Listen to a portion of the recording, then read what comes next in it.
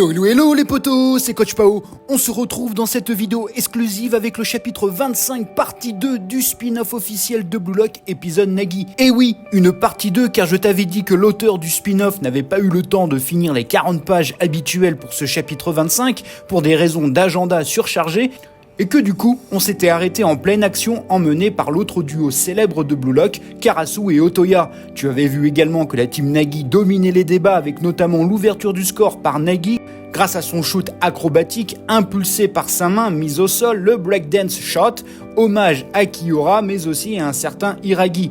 Tu te souviens aussi que la partie 1 du chapitre 25 a dévoilé le passé de Karasu et Otoya. Afin de justifier leur duo, les deux sont opposés en tout, Karasu étant un enfant introverti, observant les autres, tandis que Otoya est un extraverti, cherchant la lumière et la popularité. Cependant, leurs différences se sont attirées et c'est au Blue Lock qu'ils ont découvert qu'ensemble ils formaient un duo complémentaire et bougrement efficace.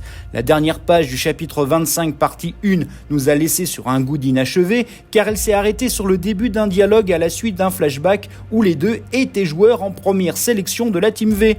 Clin d'œil à l'autre duo célèbre de Blue Lock, Reo et Nagi. Ainsi, dès la première page de cette partie 2, on voit un Karasu et Otoya chaud comme tout à montrer à leur adversaire tout le potentiel de leur duo dévastateur. Shigiri et Zantetsu sont pris par surprise par la vitesse de Otoya en naviguant sur le terrain via une course aux trajectoires aléatoires.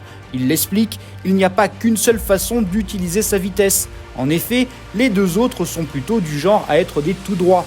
C'est ce que découvre aussi Nagi qui analyse le style de course de Otoya comme celui d'un ninja, utilisant son agilité pour accroître sa vitesse dans des espaces extrêmement réduits.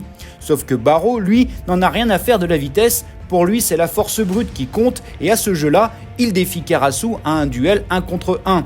Mais Karasu maîtrise l'art de l'observation et évidemment, il avait vu arriver Barreau avec ses gros sabots. Ce qui a permis à Karasu d'anticiper le tacle défensif de Barreau sur cette double page et Karasu se permet un contrôle subtil de l'intérieur du pied gauche pour armer sa passe en direction de Otoya. On notera deux choses bien distinctes, que sur cette planche, Karasu a des plumes de corbeau virevoltant autour du ballon et de lui, et que pour Otoya, il s'agit sans doute d'une fumée ou d'une brume le recouvrant, symbolique du ninja cherchant à cacher sa présence. Donc, la passe de Karasu est à destination de son acolyte, le ninja Otoya. Tout un symbole aussi, il est au milieu de deux autres flèches du Blue Lock. Ici, on a les trois plus rapides de la seconde sélection réunis sur une seule action. Ainsi, Karasu envoie une passe longue en direction de Otoya, ça rappelle Reo pour Nagi ou Bashira pour Isagi, autre duo mythique dans Blue Lock. Surtout que dans cette nouvelle double page, Karasu a vraiment ce côté Reo vu qu'il dit à Otoya « Vas-y mon gars, finis le boulot ». De nouveau une double page où Otoya arrive le premier sur le ballon, sans contrôle, tire direct en direction des buts.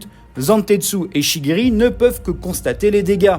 On remarquera des shurikens qui volent autour du ballon et de la frappe de Otoya. Autre référence au monde ninja. Des shurikens, des étoiles de ninja formées par les flammes de Lego. Très bel effet au passage. Bien évidemment, le but est marqué et Otoya égalise pour son équipe. Un but partout. Shigiri, Zantetsu et Barou sont dégoûtés. Et Otoya s'écroule au sol mais glisse sur la pelouse. Et oui, ici c'est pour dire que sa vitesse était tellement incroyable qu'en tombant, il est toujours propulsé par elle. Une chute pleine de style qui correspond bien au personnage, un type cherchant constamment à avoir du flow. Pour Nagi, le duo Karasu-Otoya est au top, à tel point qu'il le compare au sien avec Reo.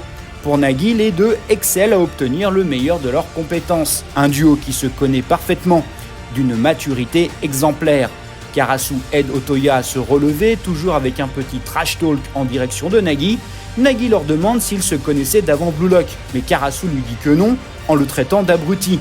Pour Karasu, il s'avère que les deux se sont parfaitement trouvés, comme si les astres étaient alignés en leur faveur. C'est le destin, leur intérêt converge et va dans le même sens. Nagi capte enfin ce que les deux essayent de lui faire comprendre et voit leur rencontre comme un énorme boost dans leur progression footballistique, un peu comme Nagi avec Isagi.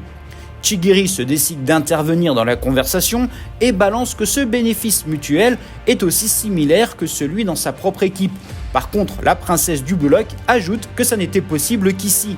Il doute fortement qu'il aurait pu être ami avec Nagi ou Barreau, impossible pour lui d'avoir des atomes crochus dans le monde extérieur hors Blue Lock. ce qui fait halluciner les deux ciblés. Et Chigiri n'oublie pas non plus Zantetsu, qui se prend une vanne, car évidemment Chigiri n'aurait jamais été en cours avec lui, vu que c'est un idiot. Et oui, au Japon, l'accès aux écoles se fait selon les niveaux et les examens d'entrée. Souviens-toi dans le light novel sur Nagi, comment il a fini au lycée Akuo où Reo étudiait. Karasu et Otoya se marrent de voir du clash chez leur adversaire du moment, pensant que l'esprit d'équipe est en train de vaciller. Mais Chigiri leur dit que c'est tout le contraire. C'est évidemment l'esprit de compétition entre eux qui fait que leur équipe est bouillante et performante. Chacun pousse l'autre à exceller. Et Chigiri l'annonce, il reste un duo de zinzin à faire ses preuves. Il s'agit de Zantetsu et Chigiri. Même Nagi et Barou sont surpris par cette annonce. Apparemment, les deux super rapides du Blue Lock ont préparé un truc qui va être une dinguerie. Il suffit juste de voir leur étirement et les flammes de l'ego jaillir de leur corps. En dernière page, énorme teasing pour le chapitre 26, on va découvrir leur Ultimate Speed Zone, un duo qui va être tellement rapide que ça va changer le cours du match. Va-t-on assister au but du duo Zantetsu-Chigiri? Lequel des deux va marquer? Et la suite, va-t-on en voir plus de Himizu ou de Kyora-jin? La réponse dans la prochaine vidéo. Blue Lock est sans pitié, seul le plus fort survivra. Voilà, c'est tout pour aujourd'hui, tu peux ranger tes crampons et on se retrouve très prochainement pour parler des arcs narratifs, des joueurs, des équipes, des théories de l'animé. Il y a tant à dire sur Blue Lock, commente, like, abonne-toi, c'est important pour faire vivre cette communauté. Merci infiniment. Panenka et sombrero, allez ciao.